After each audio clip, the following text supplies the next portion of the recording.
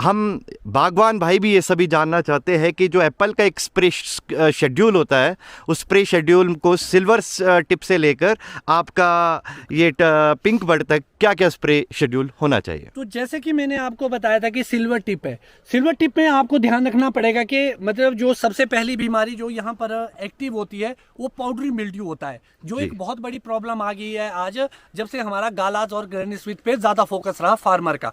तो जो silver tip है हमारी, उसके ऊपर हम क्या ऐसी स्प्रे करते हैं, जो नॉनी का स्प्रे शेड्यूल है उसके अनुसार डोडीन के 2 डब्बे लगभग 200 ग्राम को आप 200 लीटर पानी में घोल के आप स्प्रे करेंगे। मगर उसके साथ साथ एक हमारी अपनी प्रैक्टिस भी है जिसको मैं आपसे शेयर करना चाहूँगा, क्योंकि जो डोडीन होती है वो सल्फर बेस्ड होती है। तो हमारे पास एक सल्फर जो WG ग्रेड का लगभग 60 रुपये 70 रुपये किलो ईजिली मार्केट में अवेलेबल है हमारे पास। तो उसकी स्प्रे भी आप कर सकते हैं। तो 200 लीटर पानी में आप 600 ग्राम के हिसाब से उसकी स्प्रे करें। बहुत सस्ता पड़ता है एक फार्मर को, 40-50 रुपये का ड्रम बैठता है। रेट अलग अलग जगह पे अलग अलग भी हो सकते हैं। तो आपको ध्यान रखना है कि भाई सिल्वर टिप पे आपको ये स्प्रे नहीं करनी है। साथ ही साथ स्कैब और दूसरी जो फंगल डिजीज होगी वो भी कंट्रोल हो जाएगी उस स्प्रे से। उसके साथ साथ ये माइट पे भी अपना असर दिखाएगा। माइट की जो पहली स्टेज है वो लगभग ग्रीन टिप पे स्टार्ट हो जाती है हमारी सिल्वर ग्रीन पे, पहली जनरेशन। तो माइट भी एक बहुत बड़ा मेजर रोल प्ले करता है, और अगर आप ऐसी चीजें करते हैं तो उससे कहीं ना कहीं निजात मिलती है। उसके बाद सेकेंड स्टेज पे जब आप ग्रीन टिप पे आते हैं तो होता क्या जी, जो हमारा बगीचा है हाई डेंसिटी को छोड़ के उसमें हमारी सिल्वर और ग्रीन लगभग सेम में आती है। कहीं पर ग्रीन होगी जहां पर सिल्वर होगी। तो आपको इस पे सेम स्प्रे शेड्यूल रखना है। कुछ लोग ये सोचेंगे कि लेट तो नहीं हो गया मैं सल्फर की स्प्रे करने के लिए, तो आप बिल्कुल भी लेट नहीं है। आप ग्रीन टिप से लेकर सिल्वर टिप से लेकर ग्रीन टिप के बीच में इसको अप्लाई कर सकते हैं। उसके बाद नेक्स्ट फेज में हमारे पास आता है ½ इंच ग्रीन। तो जब आपके ½ इंच ग्रीन पत्तियां आ जाए आपके बगीचे में, तो आपको क्या ध्यान रखना है? आपको ये ध्यान रखना है कि जो ½ इंच ग्रीन है हमारा, यहाँ पर सबसे महत्वपूर्ण स्प्रे जो होती है वो ऑयल की आती है।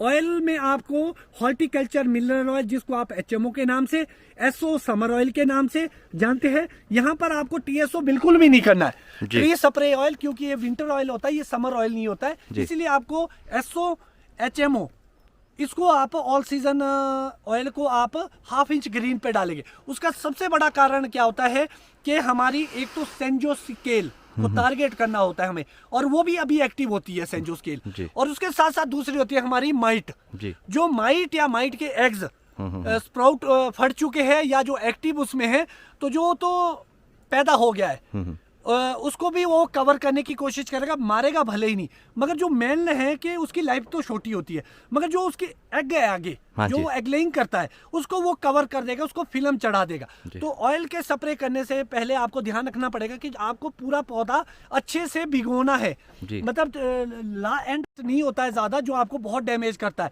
अगर आप यहाँ देखेंगे ना, तो आपको मैं दिखाना चाहूंगा, थोड़ा सा डैमेज किया है यहाँ पे इंसेक्ट ने, थोड़ा सा डैमेज किया है एक बड को। तो अगर आप इसमें ओवरऑल देखेंगे इस पूरे प्लांट में, तो मुझे एक जगह पे इंसेक्ट दिखा इसमें जिसने इसको डैमेज किया स्टार्टिंग में, इसके बाद ये डैमेज नहीं करता है। तो हम क्या करते हैं कि थोड़ी सी प्रॉब्लम देख के हम इंसेक्टिसाइड का इस्तेमाल करते हैं, जो एक घातक चीज होती है। उससे हमारे सबसे बड़ा जो फर्क पड़ता है, जो हमारे प्रेडिटर्स है, मित्र कीट है हमारे इन्वायरमेंट में, वो सारे मर जाते हैं। तो इससे क्या हो जाएगा कि आगे जो आपकी डिजीज होगी वो कंट्रोल नहीं होगी इंसेक्ट से रिलेटेड। तो इसीलिए आपको इंसेक्टिसाइड अवॉइड करने की मैं सिफारिश करूंगा। अगर आपको लगता है कि फिर भी आपको प्रॉब्लम आ रही है, तो आप गौमूत्र की स्प्रे भी इस स्टेज पे कर सकते हैं, या आप नीम ऑयल की स्प्रे ऑयल के साथ मिक्स करके भी आप इसकी स्प्रे कर सकते हैं। तो एक प्रभावी तरीका होगा इसको कंट्रोल करने का। उसके साथ साथ उसके बाद जो आएगा एक टाइट क्लस्टर स्टेज आएगी। तो जो ये टाइट क्लस्टर है, इस टाइट क्लस्टर की स्टेज में भी आपको कोई भी स्प्रे करने की आवश्यकता नहीं है। जो आपकी स्प्रे हो चुकी है वो हो चुकी है। अमूमन हमारे सेब में क्या होता है मेनली, आप देखेंगे कि इसमें पत्तियां पहले आती है, फूल बाद में आता है। जबकि हम स्टोन फ्रूट की बात करें, उसमें फूल पहला आता, पत्तियां बाद। होता क्या जी, एनर्जी ज्यादातर पत्तों में कन्वर्ट हो जाती है, और वो बीमों में या हमारे जो पिंक बर्ड की जो फूल आएगा जिसमें, उस पे नहीं जाती है। तो इसके लिए इसके बाद की जो स्टेज हो जाती है वो बहुत ही महत्वपूर्ण हो जाएगी आपके लिए, वो हो जाएगी हमारी पिंक बर्ड। अब एक क्वेश्चन यहाँ पे रहता है कि एक्चुअल में पिंक बर्ड होता क्या है, कौन जी। सा होता है। बहुत सारे लोग क्या करते हैं कि कहीं हमारे को थोड़ा सा पिंक बर्ड दिखता है, हम पिंक बर्ड की स्प्रे करते हैं। जी। जो हमारा बड़ा पौधा है उसमें हमारे जो लोअर पार्ट होता है उसमें पिंक बर्ड पहले आता है और चोटी में बहुत लेट आता है। जी। इसलिए हमारे को वेट करना होगा जब आपके बगीचे में लगभग 5% तक फूल खिल जाए, तब आपको पिंक बर्ड की स्प्रे करनी है। पिंक बर्ड में आप क्या क्या अप्लाई कर सकते हैं, जो आपके पास ऑप्शन है, आप यहाँ पर 1261 नाइट्रेट फॉस्फोरस जी। इसको अप्लाई कर सकते हैं। वो कंपनी का अलग अलग हो सकता है, जो आपको चीप मिले उसको आप अप्लाई कर। हाँ। उसके साथ आप जिंक 100 ग्राम चेलेटिड 200 लीटर पानी में स्प्रे कर सकते हैं, उसको मिक्स करके। और उसके साथ साथ आप बोरॉन या बोरिक एसिड, वे 1 लीटर में 1 ग्राम, लगभग 200 लीटर पानी में 200 ग्राम के हिसाब से आपने इसकी स्प्रे करनी है।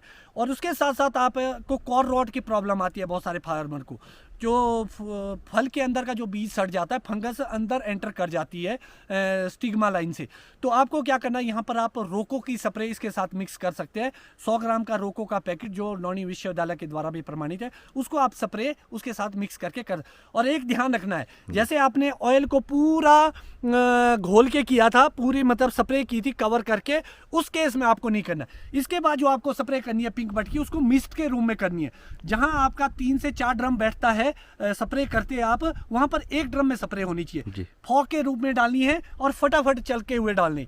उससे क्या हो जाएगा, आपके जो आपका फॉस्फोरस है, वो जो पत्तियां हैं, इसको 24 से लेकर लगभग 48 घंटे तक इसकी कार्य करने की क्षमता को खत्म कर देगा। और जो नाइट्रोजन है वो इस क्लस्टर को पुश करेगा, जिससे हमारा डंडी का साइज बड़ा बनेगा फूल का, और फूल बहुत बड़ा खिलेगा। तो इससे आपकी, और जो बोरॉन है, बड़ा रोल समझना पड़ेगा आपको, बोरॉन का क्या रोल है। बोरॉन जो क्लाइमेट फ्लक्चुएशन होती है, ठंडा गर्म रहता है, दिन को गर्मी रात को ठंड, क्योंकि अब ऐसा ही मौसम आएगा, तो उसको मेंटेन करता है। और फ्रॉस्ट, पाला, जिसको हम पाला बोलते हैं, उसको उसके असर को कम कर देगा बोरॉन। बोरॉन बहुत रोल प्ले करता है हमारा यहाँ पे, इसलिए बोरॉन की आवश्यकता बहुत ज़्यादा पड़ती है। उसके बाद जो जिंक है, वो हमारा जो पोलन ग्रेन्स है उसकी लाइफ को इंक्रीज करता है जी। तो इससे होता क्या है कि आने वाले समय में फ्रूट सेटिंग के लिए एक बेहतर इन्वायरमेंट मिलता है, जिससे आपकी सेटिंग की संभावनाएं ज़्यादा हो जाएगी। और इसके साथ साथ एक चीज़ और मैं कवर करूंगा, जहां फार्मर काफ़ी कंफ्यूज रहता है, वो रहता है पीजीआर को लेके, प्लांट ग्रोथ हार्मोन्स या रेगुलेटर हम जिसको बोलते हैं। उसमें बहुत सारे लोग बहुत सारी चीज़ों को देखते हैं।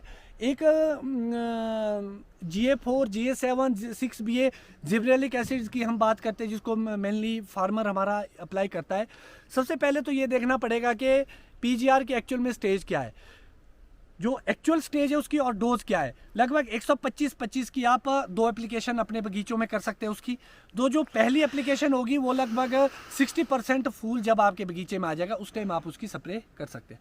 उसके बाद सेकंड एप्लीकेशन आप पेटल फॉल के आसपास उसकी कर सकते हैं 125 की, जिसमें आपके सेल डिवीज़न से लेकर सेल लॉन्गेशन से लेकर आपके रस्टिंग तक काम करेगा वो, और फ्रूट क्वालिटी को इंक्रीज करेगा, और लोब्स बनाता है बेसिकली वो। तो आपको ये देखना पड़ेगा कि आप पीजीआर का इस्तेमाल कैसे करते हैं। और सबसे महत्वपूर्ण विषय और बात ये है कि जब आप पीजीआर की स्प्रे करें या कोई भी स्प्रे करें, अर्ली मॉर्निंग और लेट इवनिंग, दिन को दोपहर को खूब धूप में आप कोई भी स्प्रे ना करें, फिर आपको रिजल्ट नहीं मिलेंगे। इसी उसमें मैं आपसे एक प्रश्न पूछना चाहता हूँ। बागवानों के जो प्रश्न आते हैं, पीजीआर में जो पानी का यूज़ जो करना पड़ता है, उसका पीएच का क्या वैल्यू रहना चाहिए? वैसे तो जो डिजिटल वाटर की हम बात करते हैं या साफ पानी की बात करते हैं, तो 7 पीएच होना चाहिए। और हमेशा जब भी आप पीजीआर की स्प्रे करें तो कोशिश ये करें कि साफ पानी को भरे, स्टोर वाटर को यूज़ ना करें। मैक्सिमम जो हमारे यहाँ की पानी है पहाड़ का, वो लगभग ऑटोमेटिकली साफ और शुद्ध है, और वो 7 के आसपास उसका पीएच जाता है। तो आपको ये देखना पड़ेगा कि आप साफ पानी का इस्तेमाल इसके लिए करें। आप लोग देखते होंगे कि हर फार्मर पीजीआर को परचेज नहीं कर पाता, क्योंकि वो काफ़ी एक्सपेंसिव पड़ जाता है एक फार्मर के लिए। तो उसके साथ साथ आपके पास ऐसा कौन सा, एक बायोस्टेट कंपनी का अमेज एक्सेल भी आता है, उसको नौनी विश्वविद्यालय ने भी प्रमाणित किया, उसकी 3 एप्लीकेशन बताई गई है आपके। लगभग आप 20% फूल पे उसकी एक एप्लीकेशन कर सकते हैं, या पिंक बर्ड पे ही उसको भी डाल सकते हैं। सेकंड एप्लीकेशन आपकी लगभग पीनट के आसपास कर सकते हैं। तीसरी आपकी वॉलनट स्टेज पे, उससे आपके कलर, साइज और फ्रूट फिनिशिंग और जो आपके पत्तियों में आपके साइज है लीव्स का, वो काफ़ी अच्छा हो जाता है और क्लोरोफिल बहुत अच्छा बनता है। तो आपको इसका भी ध्यान रखना कि आपके पास और कौन से ऑप्शन अवेलेबल है।